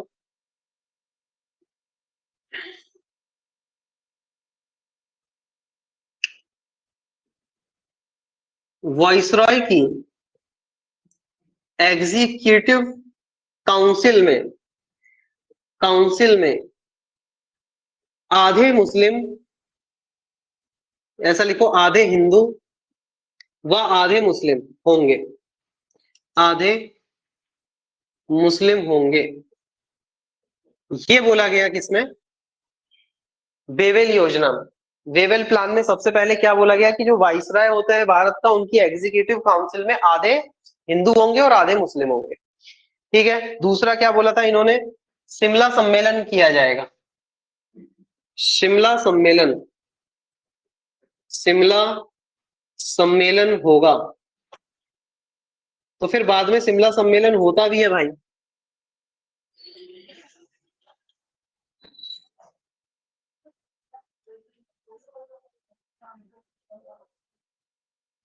बाद में शिमला सम्मेलन किया भी जाता है, और बताता हूं आपको क्या हुआ था यहाँ। तो यहीं पर हेडिंग लगाइए, शिमला समिट। ये कब हुआ था? 24-25 जून में हुआ था, है ना। 24 और 25 जून 1945, 1945 शिमला समिट कहते हैं इसको। अब देखो यहाँ पर क्या हुआ इसमें। तो सबसे पहले तो इसमें ब्रिटिशर यानी कि ब्रिटिश गवर्नमेंट को कौन रिप्रेजेंट कर रहा था? तो आप बोलेंगे बेवेल, है ना, बेवेल। दूसरा, कांग्रेस की तरफ से कौन आया था? आईएनसी की तरफ से। मुस्लिम लीग की तरफ से कौन आया था? और हिंदू महासभा, यही बड़े संगठन थे उस समय, हिंदू महासभा। तो यहाँ देखो, ब्रिटिश की तरफ से बेवेल आया था, आईएनसी यानी कि कांग्रेस की तरफ से आए थे अबुल कलाम। अब्दुल कलाम नहीं, ये अलग है ना, याद रखना है, अबुल कलाम। ये हमारे पहले शिक्षा मंत्री भी थे, अबुल कलाम। अब्दुल कलाम बिल्कुल अलग है, मिक्स नहीं करेंगे। मुस्लिम लीग की तरफ से आए थे मोहम्मद अली जिन्ना, मोहम्मद अली जिन्ना, यही थे सबसे, बताएंगे बाद में। हिंदू महासभा, इसको तो क्या है, प्रतिबंधित कर दिया गया था, इस पे प्रतिबंध ही लगा दिया था उनने। ये क्या है, ये मारपीट करने लगते थे छोटी छोटी बात। ठीक है, देखो यहाँ पर। तो हिंदू महासभा ये हो गया आपका। ब्रिटिश गवर्नमेंट, बेवेल आईएनसी की तरफ से अबुल कलाम थे, मुस्लिम की तरफ से ये भाई साहब थे, है ना, इन्होंने पूरा पार्टीशन कराया है, देखेंगे इनको बाद में। और हिंदू महासभा क्या है, यही सबसे सही थी हिंदू महासभा, लेकिन इसी को क्या है, प्रतिबंधित कर देते हैं, क्योंकि ये क्या है, उठ के मारने लगते थे ये सीधे। ठीक है। इसके अलावा बोले असफलता का कारण क्या है? ये असफल हो गया था शिमला समझौता, सफल नहीं हो पाया, बताऊंगा आपको। देखो यहाँ पर ये क्या हो जाता है, ये फेल हो जाता है ना। तो इसका रीजन लिखना है, रीजन ऑफ फेलियर, ऐसा लिख लो आपको, reason of, reason of failure. तो पहला, अब देखो यहाँ पर ऐसी उटपटांग बातें कर रहे थे ये लोग, बताऊंगा मैं आपको। सबसे पहले तो रीजन क्या था, जिन्ना की जिद, जिन्ना की जिद।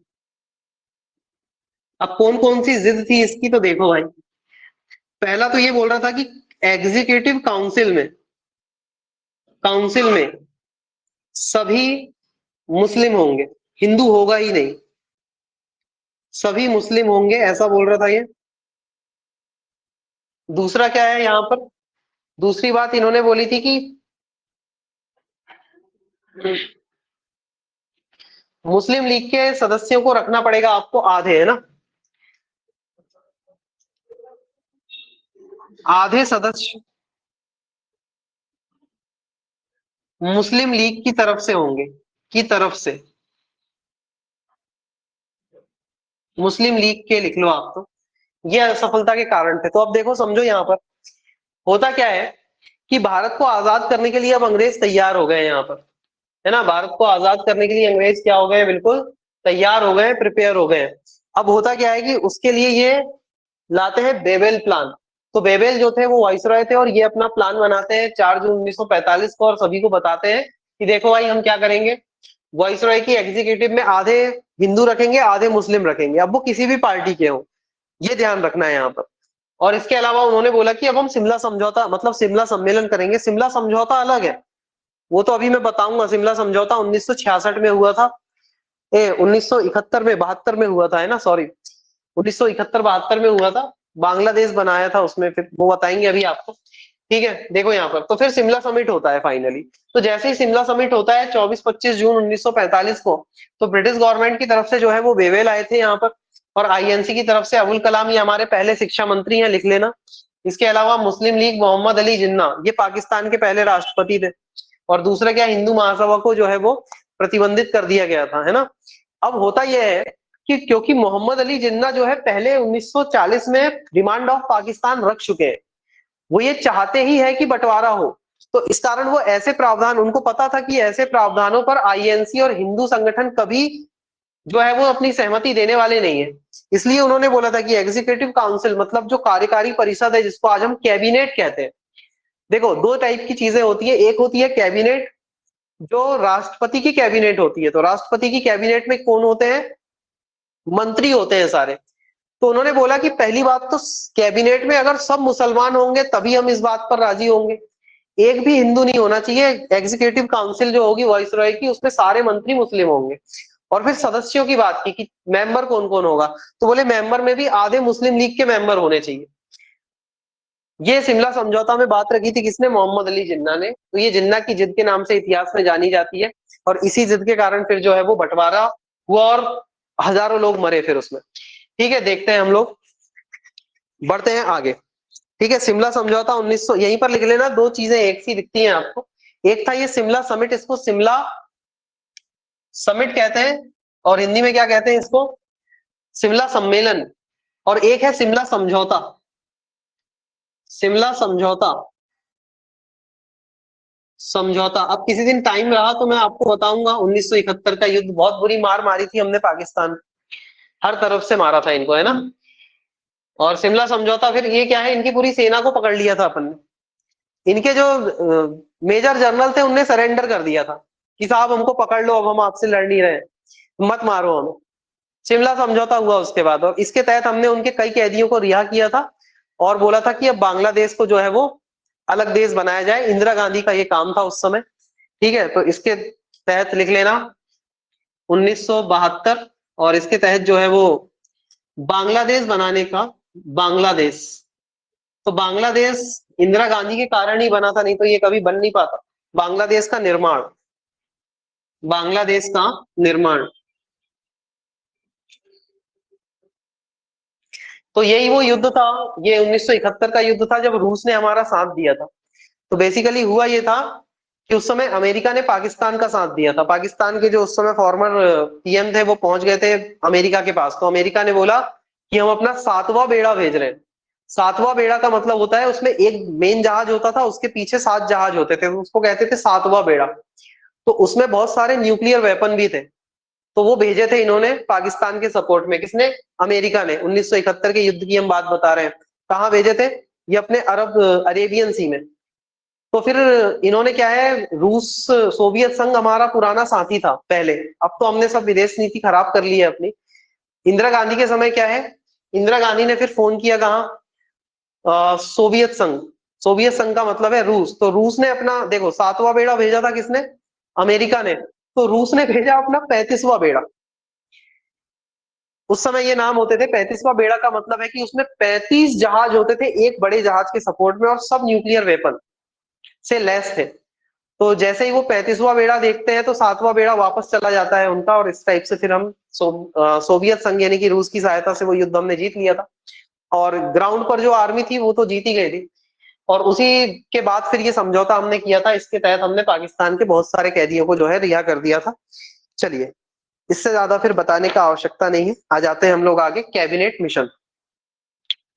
कैबिनेट मिशन हेडिंग लगाएंगे। बस 1946 में आ गए हैं, और देखो 1 साल बाद भारत आजाद हो जाएगा थोड़ी देर में। लिख लिया था ना, ये कुछ रह तो नहीं गया किसी का, देख लेना, इसका स्क्रीनशॉट ले लो फटाफट।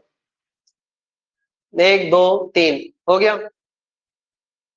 लिखते रहना। चलिए, कैबिनेट मिशन पर आते हैं। कैबिनेट मिशन क्या था और क्या पूरी कहानी है, समझेंगे हम। और कैबिनेट मिशन लाए थे, उसी के तहत भारत आजाद हुआ है। तो बस आजाद होने वाला है भारत। चलिए,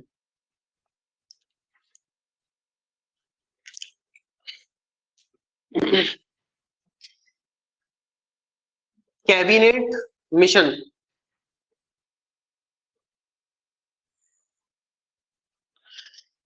ये कब आया था भारत में, तो मार्च 1946। अब इसमें 3 मेंबर थे। इसमें 3 मेंबर्स थे, तो मेंबर जरूर याद रखना है आपको। पहले तो कैबिनेट मिशन भारत कब आया था, यही बहुत इंपॉर्टेंट क्वेश्चन। तो 1946 मार्च में। फिर मेंबर्स, कौन कौन से मेंबर्स थे इसमें? तो पहले थे स्टेफोर्ड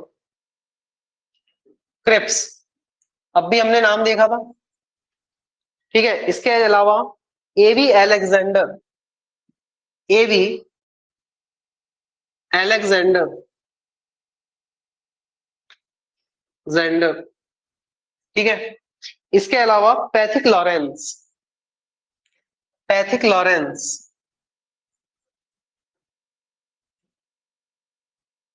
लॉरेंस, ये 3 लोग थे, स्टेफोर्ड क्रिप्स, एवी एलेक्जेंडर और पैथिक लॉरेंस।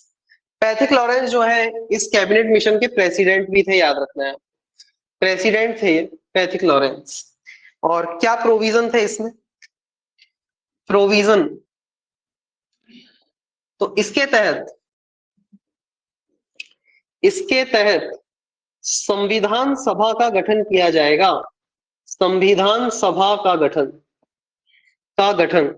और इसी के तहत इंटरिम गवर्नमेंट भी बनी थी हमारी, है ना, बताऊंगा बाद में।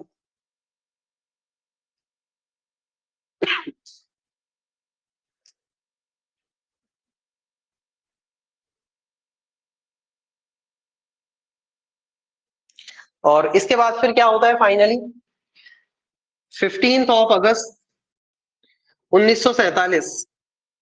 अब बता दो क्या हुआ था इस दिन, बताओ जल्दी क्या हुआ था, कमेंट कर दो,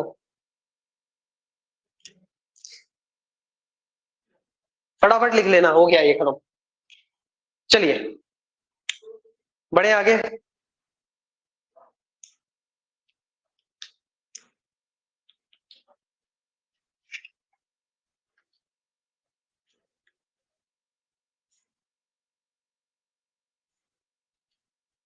प्लेस क्या है?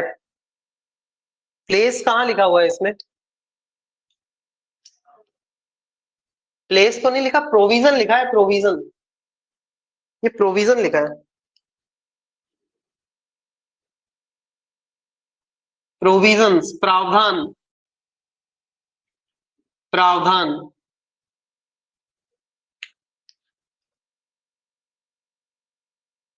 ठीक है। चलो, हाँ, इंडियन इंडिपेंडेंस, बस। इसके बाद 15 अगस्त 1947 को हम फाइनली अंग्रेजों से आजाद हो जाते हैं, पहली बार हमने अपना ध्वजारोहण किया यहाँ पर। और इसके अलावा 2-3 बातें यहाँ से फैक्ट है वो याद रखना। एक थे क्लीमेंट एटली, क्लीमेंट एटली, है ना, इन्होंने घोषणा की थी कि जो अंग्रेज है वो 30 जून 1948 को फाइनली भारत छोड़ देंगे। 30 जून 1948 को फाइनली अंग्रेज जो है भारत से चले गए थे पूरी तरह से, ठीक है। और आजाद तो हम पहले ही हो गए थे, हमारी गवर्नमेंट वगैरह बन गई थी ये 1947 में। चलिए ठीक है, अब हेडिंग लगाओ फटाफट। Some important articles, polity heading लगाना है आपको, है ना, पॉलिटी।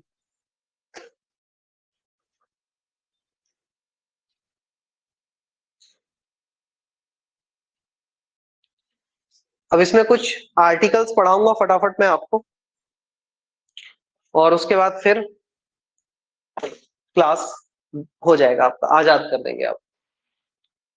चलो भाई देखो, बढ़े आगे, हेडिंग लगा लो पॉलिटी।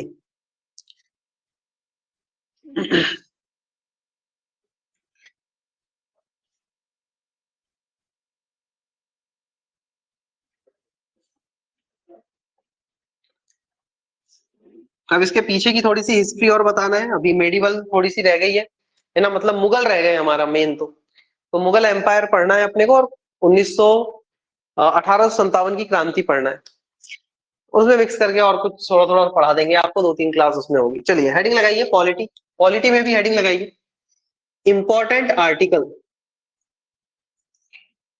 इंपॉर्टेंट आर्टिकल्स, जो स्टैटिक जीके का पार्ट है आपको सीधे सीधे याद करना है।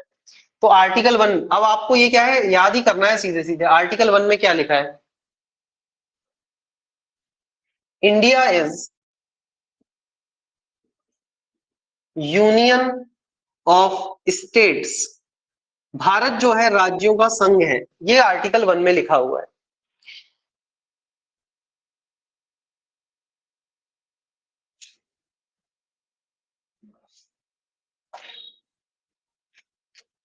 लिखो फटाफट।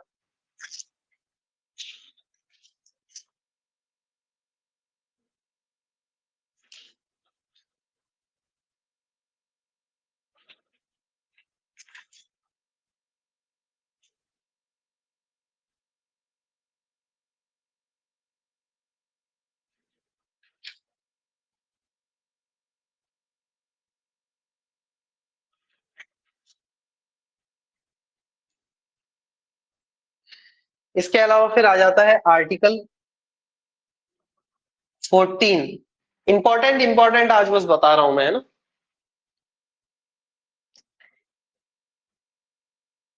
अब जो संविधान की भाषा है उसी भाषा में हम पढ़ेंगे। विधि के समक्ष समानता, समक्ष समानता, मैं इंग्लिश में बताता जाऊंगा आपको। समानता, इसका मतलब है इक्वालिटी, इक्वालिटी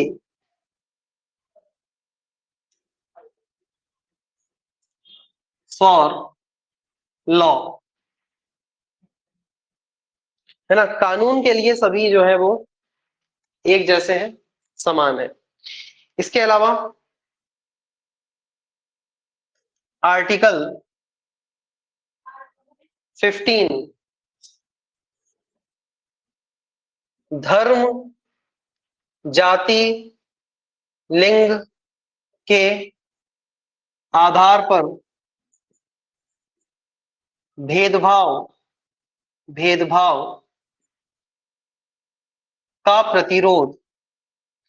तो आर्टिकल 15, ये मूवी भी है ना आर्टिकल 15, आयुष्मान खुराना की मूवी है, अच्छी मूवी देखा करो आप, आपको अच्छा लगेगा देखने में। आर्टिकल 15 सर्च करना, यूट्यूब पे मिल जाएगी। धर्म, जाति, लिंग के आधार पर किसी भी प्रकार का भेदभाव जो है वो संविधान के हिसाब से निषेध है, लेकिन होता आ रहा है। ठीक है, तो कोई बात नहीं। देखो यहां पर आर्टिकल 16, ये कहता है लोक नियोजन, लोक नियोजन या लोक निर्माण में, लोक निर्माण में अवसर की समानता, अवसर की समानता।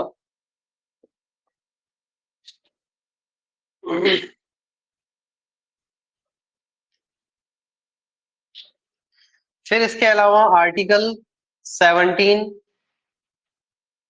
अस्पृश्यता का अंत। अस्पृश्यता है ना, अनटचेबिलिटी, अनटचेबिलिटी। तो अनटचेबिलिटी होता है, उसका अंत किया था, है ना, खत्म किया था कि भाई इस टाइप से भेदभाव कोई नहीं करेगा। छुआछूत बोलते हैं इसको नॉर्मल भाषा में। चलिए, इसके बाद आर्टिकल 18, आर्टिकल 18 के तहत जो है वो end of titles, end of titles, सभी जो है उपाधियों का अंत कर दिया गया था। एंड ऑफ टाइटल्स का मतलब क्या है? उपाधियों का अंत। जैसे पहले उपाधि होती थी राजकुमार, राजाधिराज, सम्राट, बादशाह, सुल्तान, ये सब उपाधियों का अंत कर दिया था। सब सिर्फ अपना नाम होगा, आप मयंक शर्मा, बात खत्म, नहीं लगा सकते आप कुछ उसमें। तो सारी उपाधियों का अंत कर दिया था आर्टिकल 18 के तहत। चलिए,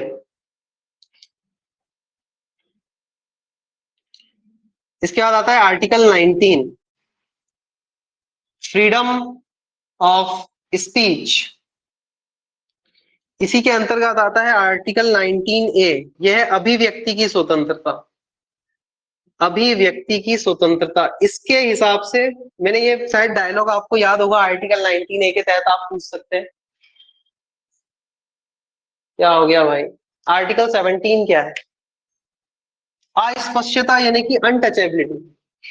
इसका मतलब होता है कि जैसे ये रहता था ना कि सुबह सुबह निकले हम तैयार होकर के और किसी कचरा उठाने वाले ने आपको टच कर दिया तो आपने कुछ बोल दिया या आप उस पर कुछ नहीं, तो ये सब चीजों का जो है वो अंत कर दिया था, अनटचेबिलिटी, अस्पष्टता, छुआछूत बोलते हैं हम जिसको, है ना।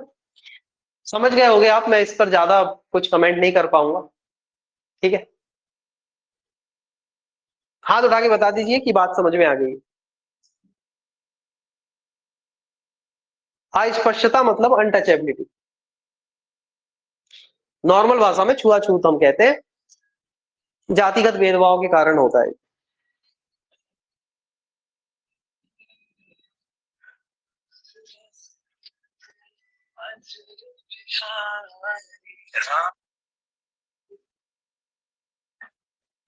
हेलो,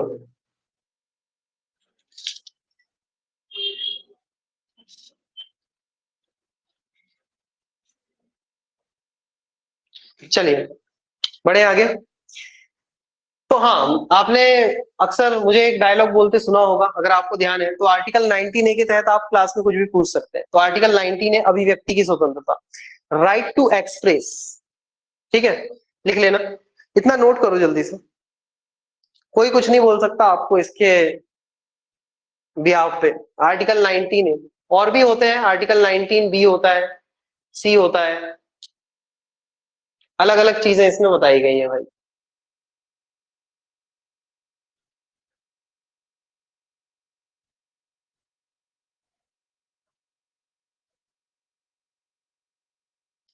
बढ़े आगे।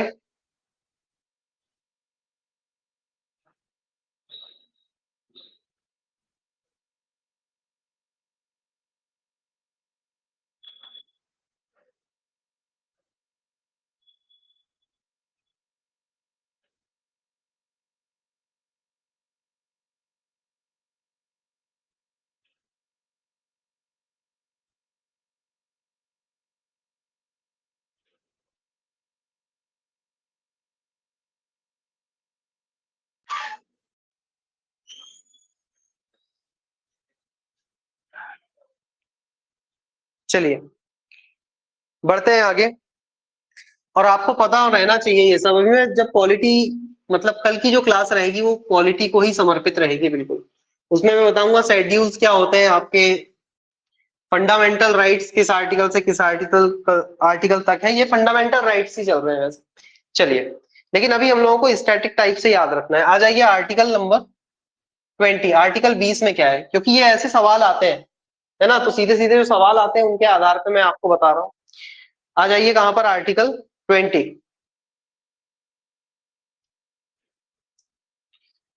अपराधों के दोष सिद्धि, दोष सिद्धि के संबंध में आरक्षण, ए सॉरी संरक्षण, के संबंध में संरक्षण। अब समझो इसको, आर्टिकल 20 को, संरक्षण, क्योंकि जितनी बातें आपको जानना जरूरी है जिससे आप एक बेहतर नागरिक बन पाएंगे, वो मैं आपको वो आर्टिकल बहुत अच्छे से डिस्कस करूंगा। और कल तो खैर पॉलिटी की एक पूरी उसको डेडिकेटेड क्लास है, तो कल तो हम देखने ही वाले हैं। अच्छा, उसके पहले बता दो, आवाज में तो कोई समस्या नहीं है ना, क्या आवाज सबको, सब लोगों तक पहुंच रही है बहुत अच्छे से? हाँ, बता दीजिए एक बार सब। चलिए ठीक है, तो मैं आपको बताता हूं आर्टिकल 20। आर्टिकल 20 क्या है, अगर मान लीजिए कोई आप पर केस कर दिया जाता है, किसी भी प्रकार से किसी ने कोई एलिगेशन आप पर लगा दिया है ना, तो जब तक अपराध सिद्ध नहीं हो जाता, यानी कि जब तक कोर्ट हमसे ये नहीं कह देता कि इस अपराध के लिए ये व्यक्ति दोषी पाया गया है, तब तक हम अपराध, जब तक सिद्ध नहीं हुआ है तब तक हम, हमको कुछ संरक्षण दिए गए हैं संविधान के द्वारा, ठीक है। तो ये वही है आर्टिकल 20। अब कौन कौन से संरक्षण है, क्या कहानी है वो देखो। तो पहली बात इसमें लिखी हुई है कि जब तक किसी अपराधी का अपराध सिद्ध नहीं हो जाता तब तक वो दोषी नहीं है। पहली बात तो क्या है कि जब तक किसी अपराधी का अपराध सिद्ध नहीं हो जाता तब तक वो दोषी नहीं, याद रखना है आपको, तब तक वो दोषी नहीं कहलाएगा, वो जो है वो नॉर्मल अपनी जिंदगी जी सकता है, ठीक है। दूसरा क्या है कि जैसे ही आपको गिरफ्तार किया पुलिस ने, तो आपको पूछने का भी संरक्षण है। इसमें भी पुलिस आपको नहीं रोक सकती है। पूछने का संरक्षण है पूरा। जैसे मान लीजिए आपको गिरफ्तार किया जाता है, तो ये आपसे पुलिस बोलती है ना कि, तो आप ये उनसे पूछ सकते हैं कि किस आधार पे आप गिरफ्तार कर रहे हैं, तो उसको क्या बोलते हैं, वारंट, है ना। आपने मूवीज में देखा होगा। तो कारण बताना पड़ता है, बिना कारण के वो आपको गिरफ्तार नहीं कर सकते। फिर आप वकील की डिमांड कर सकते हैं। आपको अगर रिमांड पर लिया जा रहा है तो आप उससे संरक्षण मांग सकते हैं। ये आपके प्रोविजंस है। बाकी और डिटेल में हम लोग देखेंगे, मोटा मोटा मैंने आपको बता दिया। ठीक है, चलिए। इसके अलावा हम बात करें तो फिर आ जाता है आर्टिकल 21। यह है प्राण एवं दैहिक स्वतंत्रता।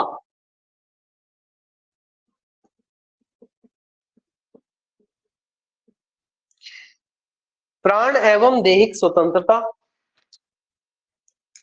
आप पहली बात तो अपना जीवन जी सकते हो। इस बात का संरक्षण भारत के संविधान ने आपको दिया है। प्राण मतलब जो हमारे अंदर प्राण प्राण है ना, जो लाइफ है, आप उनको रख सकते हो। कोई आपसे वो छीनेगा नहीं, उस पर किसी का अधिकार नहीं है। तो ये प्राण की स्वतंत्रता है। ठीक है। दूसरा दैहिक स्वतंत्रता। तो प्राण एवं दैहिक स्वतंत्रता में दैहिक स्वतंत्रता का ज्यादा मैं आपको बता देता हूं। भाई आपका मन हो रहा है आज, बाध्यता नहीं है ना। जैसे आपका मन हो रहा है कि आपको ये बियर्ड रखनी है तो रख सकते हो, ऐसे कपड़े पहनना है तो पहन सकते हो।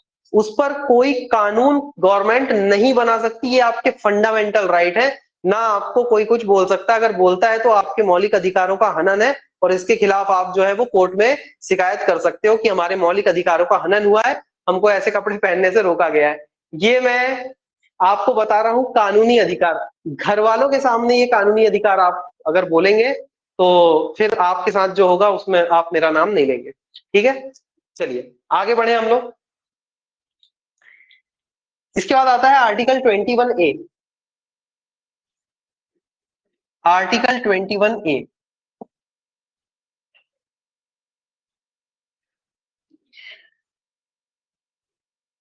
Right to education. Right to education. Article 21A के तहत हर एक बालक और बालिका को पढ़ने की स्वतंत्रता है ना। उसको पढ़ने से नहीं रोका जा सकता है, याद रखना है आपको।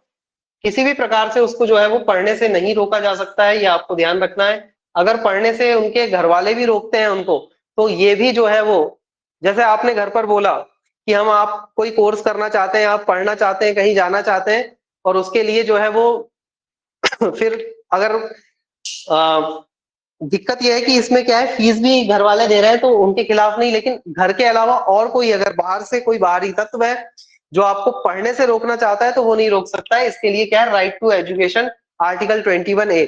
अगर कोई ऐसा करता है तो वो एक नॉन वेलेबल ऑफेंस होगा, यानी कि उसमें जो है बेल नहीं मिलेगी। आपको बेल नहीं मिलेगी। बेल नहीं मिलेगी इन द सेंस क्या है, आप फिर हमेशा जेल में ही रहोगे जब तक वो केस चलेगा आपका।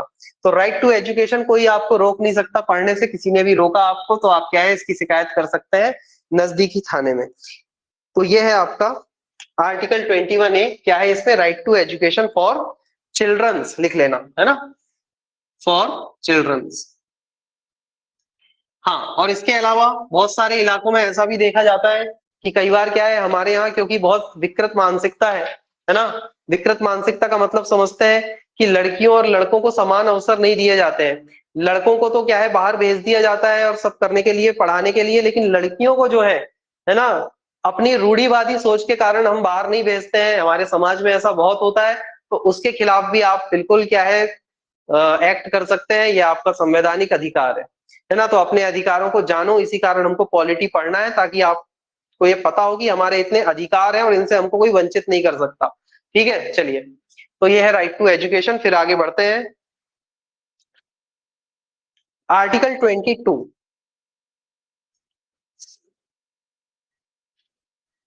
आर्टिकल 22 बस लास्ट है ये। इसके बाद मैं फिर क्लास की छुट्टी करता हूं। तो कुछ